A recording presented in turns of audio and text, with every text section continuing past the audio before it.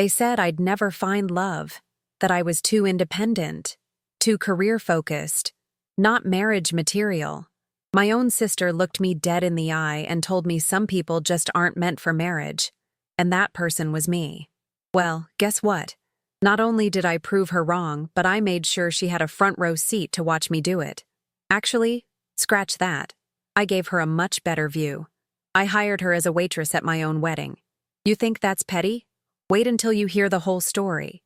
Before we dive in, make sure to subscribe and hit that notification bell. Trust me, you won't want to miss how this unfolds. The revenge is sweet, but the ending? Even sweeter. Now, let me take you back to where it all started. A coffee shop conversation that changed everything. The coffee shop on Fifth Avenue was bustling with the usual Tuesday morning crowd when my sister Natalie delivered what she probably thought was sage advice. I was stirring my latte, complaining about another disastrous date from the weekend, when she leaned back in her chair with that smug expression I'd grown to despise. "Chloe, honey, maybe it's time to face reality," she said, examining her perfectly manicured nails. "Some people just aren't meant for marriage, and that's okay." I nearly choked on my drink. What's that supposed to mean? Look, you're 32. You've never had a relationship last more than 8 months. And let's be honest, you're kind of set in your ways. Men want someone who's going to make them feel needed, not someone who can change their own car tire and fix their own garbage disposal. The worst part wasn't just what she said, but how she said it. Like she was doing me a favor by crushing my dreams. Natalie had always been the golden child, married her college sweetheart at 24, had 2 kids by 28, and somehow managed to make suburban life look like a Pinterest board. Meanwhile, I'd focused on building my marketing consultancy from the ground up, working 16-hour days and sacrificing my social life for financial independence. "I'm not set in my ways," I protested. "I'm successful. There's a difference." "Sure, but men don't want to feel like they're competing with your career. They want to feel like they're your priority." She sipped her green tea with the confidence of someone who'd never had to choose between love and ambition. "Maybe you should consider getting a cat. I hear they're great companions." I sat there stunned. This was my sister, the person who was supposed to support me, encourage me, believe in me. Instead, she was essentially writing my romantic obituary over overpriced coffee drinks. "You know what, Natalie? You're wrong. Dead wrong." She shrugged. "I'm just being realistic. Mom and Dad think so too. We've all talked about it." That hit like a punch to the gut. My own family had been discussing my supposed romantic failures behind my back, reaching a consensus that I was destined for spinsterhood.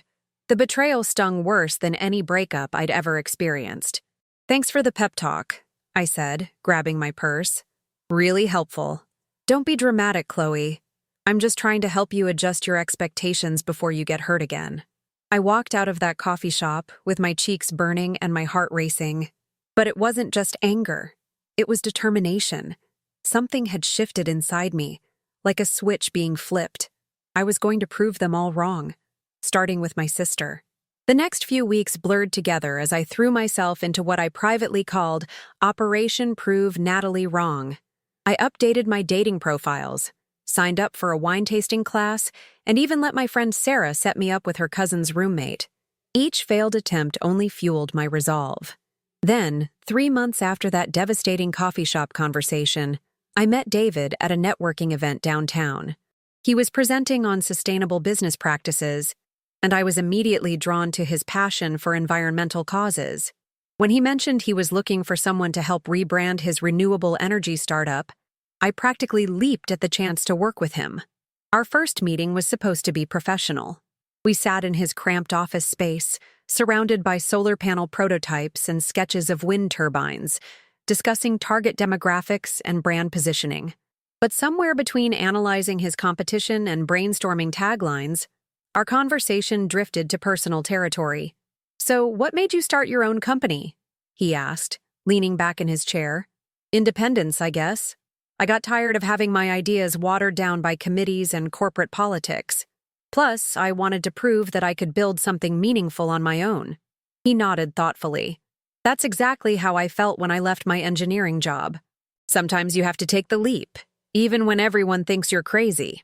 There was something about the way he said it, like he genuinely understood the struggle of choosing your own path over the safe, expected route. We ended up talking for 3 hours, long after the sun had set and the office building had emptied around us. What started as a professional relationship slowly evolved into something deeper. David wasn't like the other men I'd dated. He didn't seem intimidated by my success or threatened by my independence. Instead, he was curious about my work, asked thoughtful questions about my business strategies, and genuinely celebrated my wins. Our first official date was at a small Italian restaurant in Little Italy. Nothing fancy, just checkered tablecloths and the smell of garlic bread. But David had remembered me mentioning my love for authentic pasta. We talked about everything: our families, our dreams, our fears about taking risks in business and in life. "My sister thinks I'm too focused on my career to ever find love," I admitted over tiramisu. "Your sister sounds like she doesn't know you very well," he said simply. It was such a small comment, but it meant everything. Someone finally saw me as complete, not as someone who needed to choose between success and happiness. As the months passed, David and I fell into an easy rhythm. He'd work late at his office, I'd work late at mine, and we'd meet for dinner to debrief our days. We supported each other through client rejections, celebrated contract wins, and somehow managed to build both our businesses and our relationship simultaneously. The best part was how natural it felt. There were no games, no pretense, no trying to be someone I wasn't.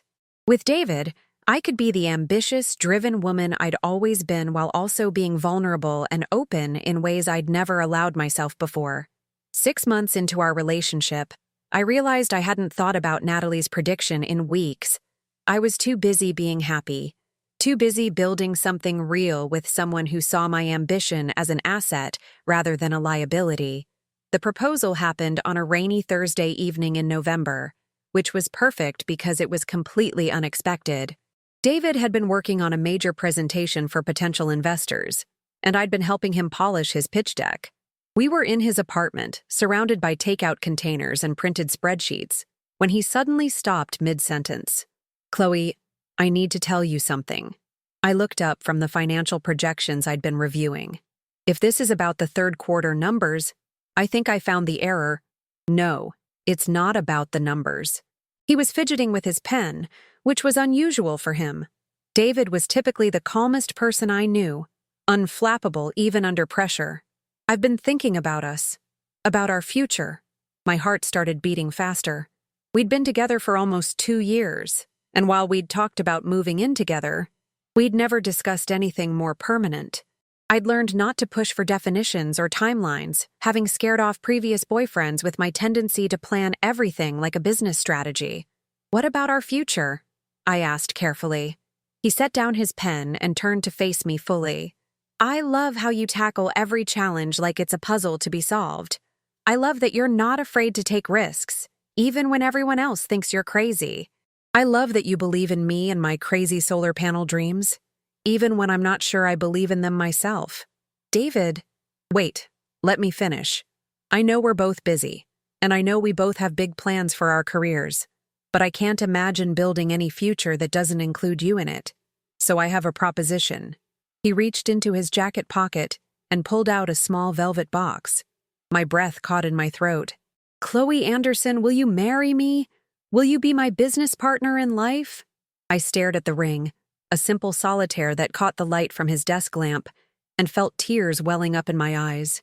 Not because I was surprised by the proposal itself, but because of how right it felt. This wasn't some desperate attempt to prove my sister wrong anymore. This was real love, the kind that made you better rather than smaller. "Yes," I whispered, then louder. "Yes, absolutely yes." He slipped the ring onto my finger, and it fit perfectly. We kissed, and I could taste the salt of my own tears mixed with the joy of the moment.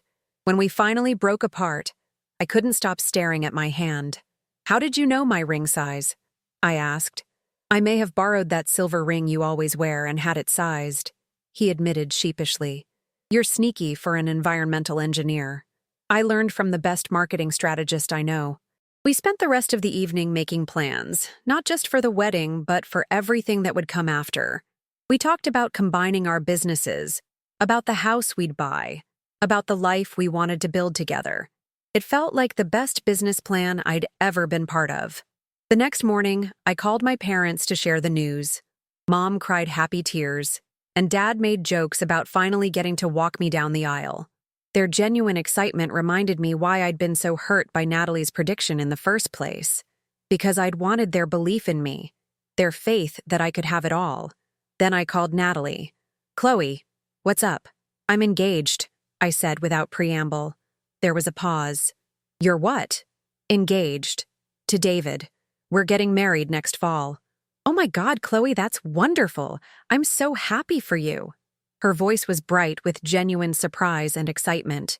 "Tell me everything. When did it happen? Where's the wedding? Have you set a date?" For a moment, I almost forgot about our coffee shop conversation. Almost. But then I remembered the way she'd looked at me that day. The casual cruelty of her assumption that I was destined to be alone. The way she'd said some people just aren't meant for marriage, like I was fundamentally flawed. "We're thinking October next year," I said. "Something small and elegant." "That's perfect timing for photos. The leaves will be gorgeous." "Oh, I can't wait to help you plan everything. We should start looking at venues right away. I know this amazing place in the Hamptons." "Actually, we've already started planning," I interrupted. "David and I have pretty specific ideas about what we want." "Of course. But you'll want someone experienced to help coordinate everything. Wedding planning is basically a full-time job, and you're so busy with your company. I planned my whole wedding in 6 months, so I know all the tricks." There it was again, that subtle implication that I couldn't handle something on my own, that I needed her expertise to succeed. The same condescending tone she'd used when she'd predicted my romantic doom. "Thanks for the offer, but we've got it covered," I said. "Actually, I do have a favor to ask you." "Anything. What do you need?" I took a deep breath. "We're looking for experienced servers for the reception. I know you've done catering work before, and I thought you might be interested in helping out." The silence stretched so long I thought the call had dropped. "You want me to waitress at your wedding?" she finally asked. "We're hiring professional staff for the event. I thought it might be a fun way for you to be involved while earning some extra money. You always said you enjoyed catering work." "Chloe, I'm your sister. I should be in the wedding party, not serving drinks. We're keeping the wedding party small. Just David's brother as best man and my friend Sarah as maid of honor. But we really need good servers, and I know you're reliable." Another pause. "This is about what I said, isn't it? About you not being the marrying type." "I don't know what you mean." "Yes, you do. You're still mad about that conversation we had."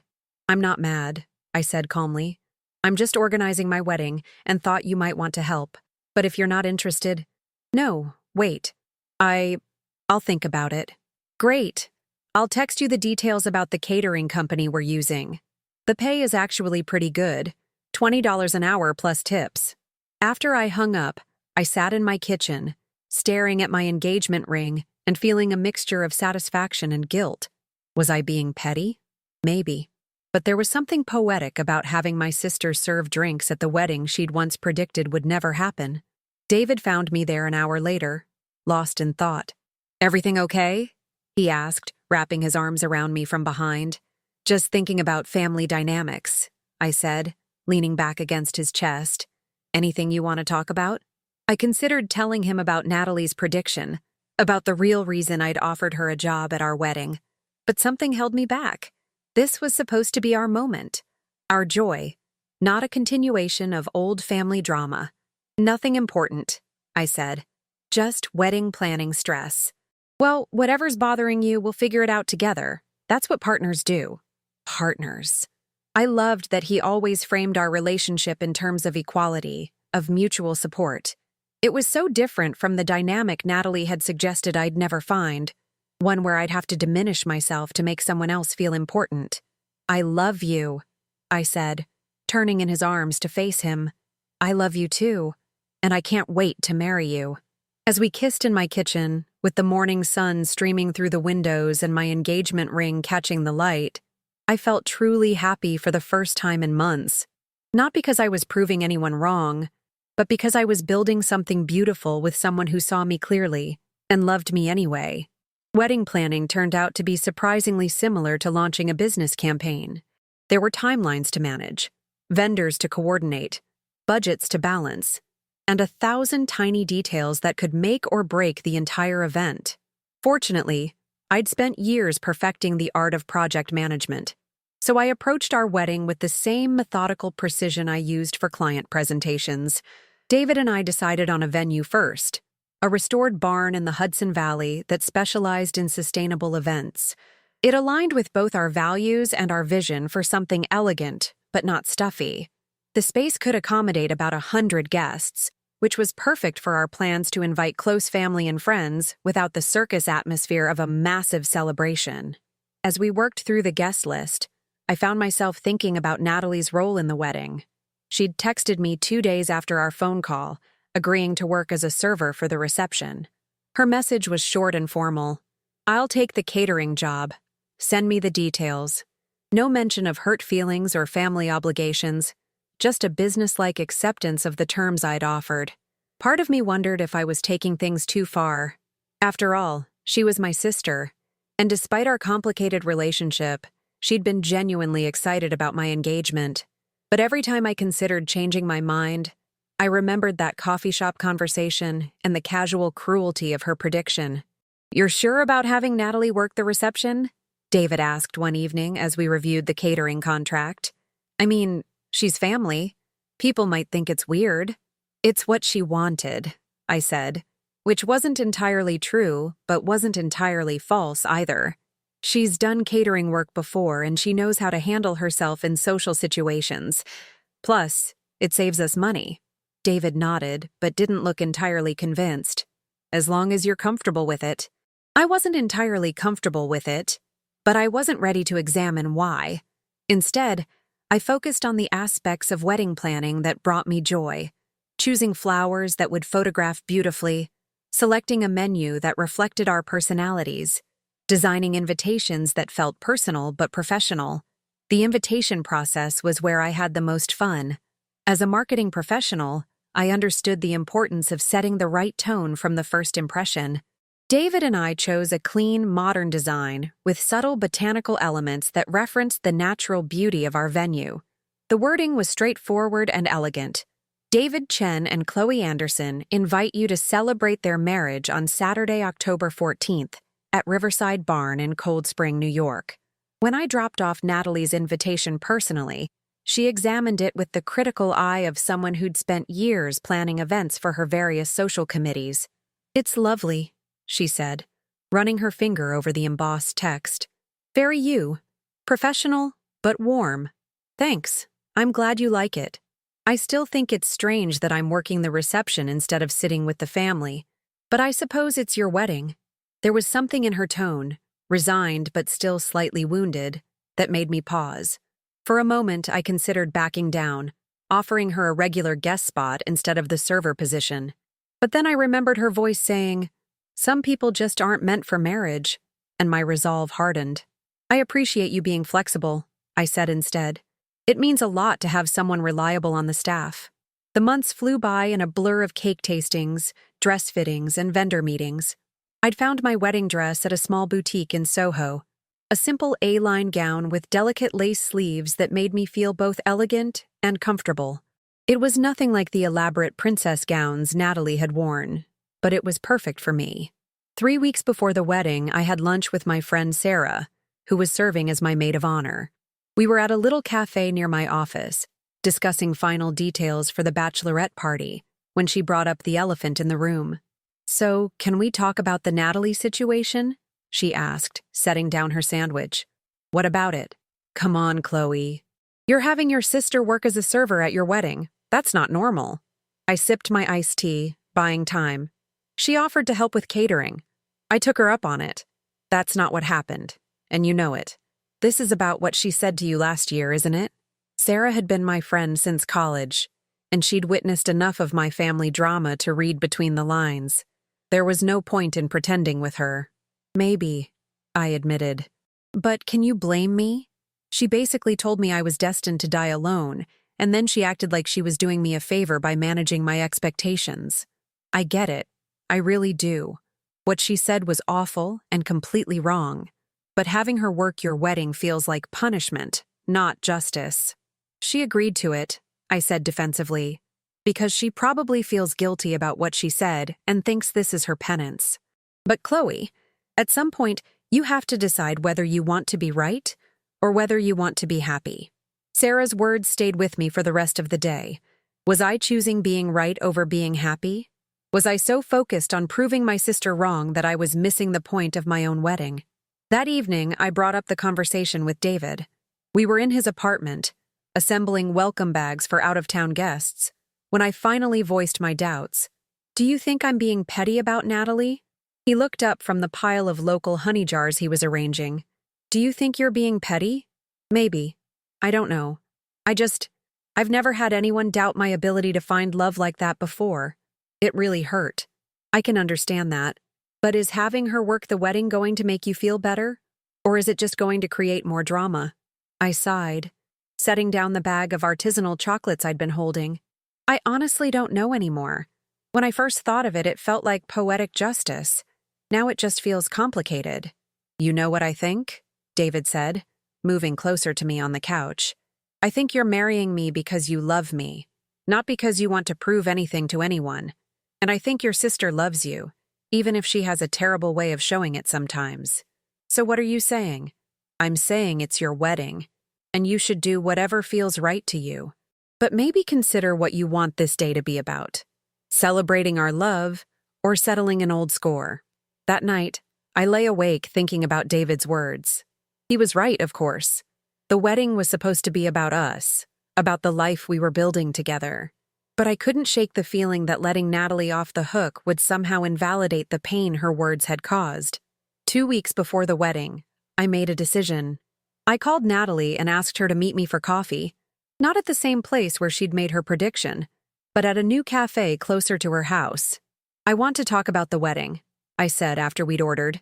If this is about the uniform, I already have black pants and a white shirt. It's not about the uniform. It's about what you said to me last year. About how I wasn't meant for marriage. She was quiet for a long moment, stirring her coffee even though she hadn't added anything to it. I've been thinking about that a lot lately, she said finally. And I owe you an apology. What I said was cruel and completely wrong, and I'm sorry. Why did you say it? Because I was jealous, if I'm being honest. You've always been so independent, so successful at everything you try. And I think part of me wanted to find something you couldn't do, something that would make me feel better about my own choices. Her honesty caught me off guard. You were jealous of me?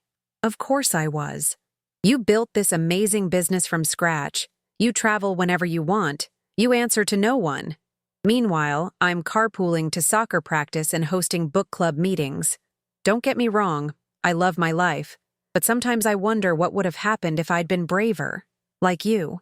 I sat there processing her words. It had never occurred to me that Natalie might envy my independence, my freedom to make unconventional choices.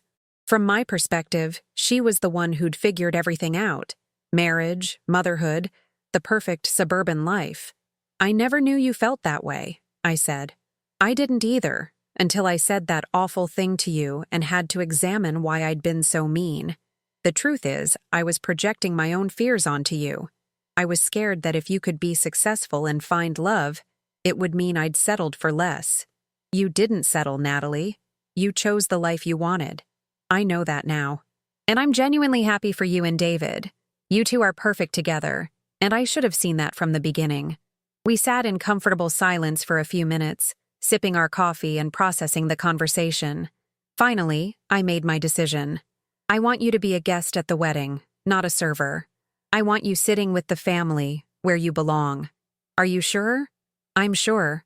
This day should be about celebrating with the people I love, not about proving points or settling scores. Her eyes filled with tears. Thank you, Chloe. That means everything to me. Just promise me one thing. Anything. No more predictions about my life, good or bad. I'm perfectly capable of figuring things out on my own. She laughed through her tears. Deal. But I reserve the right to be insufferably proud of you. I can live with that. As I drove home that afternoon, I felt lighter than I had in months.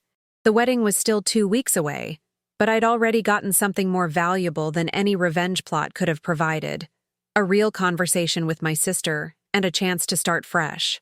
The morning of October 14th dawned crisp and clear, with the kind of perfect fall weather that makes you believe in fairy tales. I woke up in the bridal suite at the venue, surrounded by my closest friends and family, feeling a mixture of excitement and nerves that I'd never experienced before. Sarah had stayed with me the night before, and she was already up, organizing the schedule for the day with military precision. My mom was bustling around, making sure everyone had coffee and breakfast, while my soon-to-be mother-in-law was arranging the flowers we'd picked up from the local farmer's market. "How are you feeling?" Sarah asked, setting a cup of coffee on the nightstand beside me. "Terrified and thrilled," I admitted. "Is that normal?" "Completely normal. You're about to marry the love of your life. A little terror is expected." The morning flew by in a blur of hair appointments, makeup touch-ups, and photo sessions.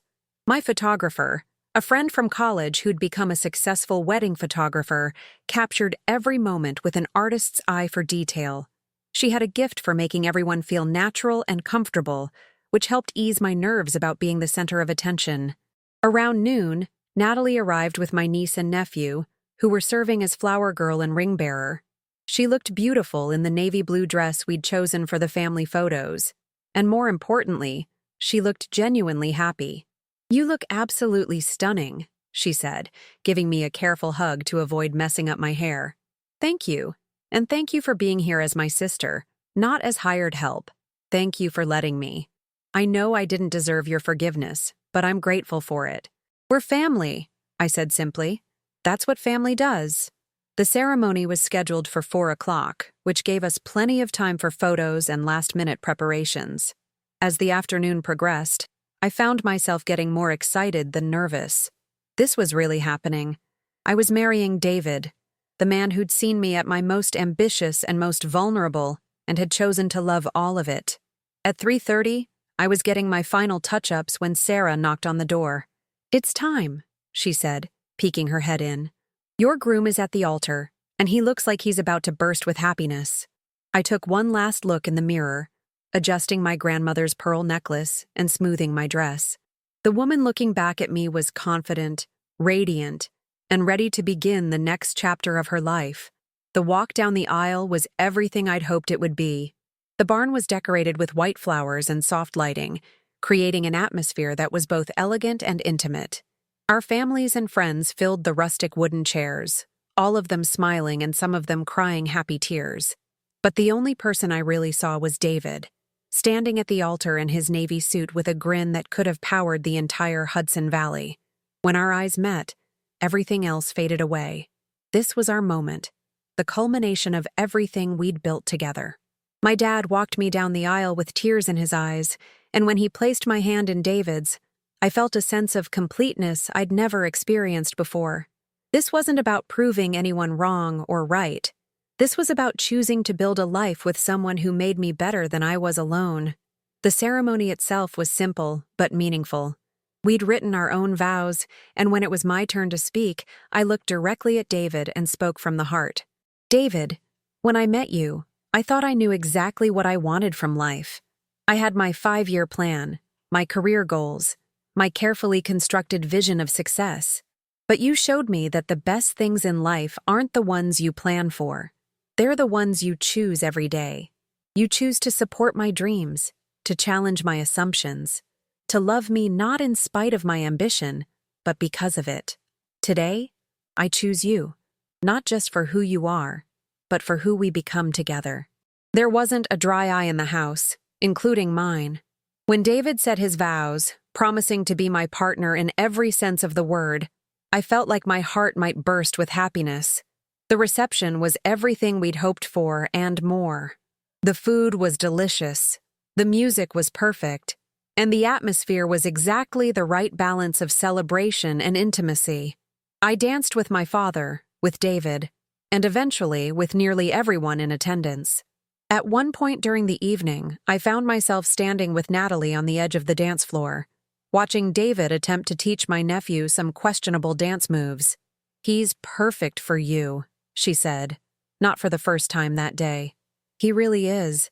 I can't believe I almost didn't meet him." "What do you mean?" "I was so focused on proving you wrong about marriage that I almost missed what was right in front of me. If I'd been dating just to prove a point, I might have overlooked David entirely." Natalie was quiet for a moment. "I'm glad you didn't. And I'm glad you've forgiven me for being such an idiot. We're sisters. We're allowed to be idiots sometimes. Just promise me you'll be happy. That's all I want for you. I promise. And I want the same for you." As the evening wound down, David and I made our rounds, thanking everyone for coming and sharing in our joy. When we finally had a moment alone, we stepped outside onto the venue's porch, looking out at the river that had given the barn its name. "So, Mrs. Chen," David said, wrapping his arms around me from behind, "how does it feel to be married?" I leaned back against his chest, feeling the warmth of his body and the security of his love. "It feels like coming home." Good answer. Though I have to admit, I was a little worried about the drama with your sister. "What drama? Everything worked out perfectly. I'm proud of you for choosing forgiveness over revenge. That's not always the easy choice." It wasn't about being easy. It was about being right. And not the kind of right that proves a point, but the kind that feels true in your heart. We stood there in comfortable silence, watching the stars reflect on the water and listening to the faint sound of music drifting from the barn. In a few hours, we'd be on a plane to Italy for our honeymoon. But for now, I was content to stand in this moment with the man I'd chosen to spend my life with. "You know what the best part is?" I said finally. "What's that?" "I didn't just prove my sister wrong. I proved that love isn't about changing who you are or choosing between your dreams and your happiness. It's about finding someone who makes all of it. The career, the ambition, the independence. Even better. I love you, Chloe Chen." "I love you too, David Chen. And I can't wait to see what we build together." As we walked back into the barn for the last dance of the evening, I realized that the woman who'd sat in that coffee shop 2 years ago, devastated by her sister's prediction, was gone. In her place was someone stronger, more confident, and infinitely happier. Someone who'd learned that the best revenge isn't proving others wrong. It's proving yourself right. The last song of the night was At Last by Etta James, and as David spun me around the dance floor, I felt the truth of those lyrics in every fiber of my being. At last, I'd found not just love, but the right kind of love. The kind that celebrated who I was rather than trying to change me. As the song ended and our guests applauded, I caught Natalie's eye across the room. She was crying happy tears and clapping enthusiastically, and I knew that whatever hurt had existed between us was truly healed. Sometimes the best way to prove someone wrong is to prove them right about the things that matter most, like the power of love, the importance of family, and the possibility of second chances. The wedding was over, but the marriage was just beginning, and I couldn't wait to see what adventures awaited us next.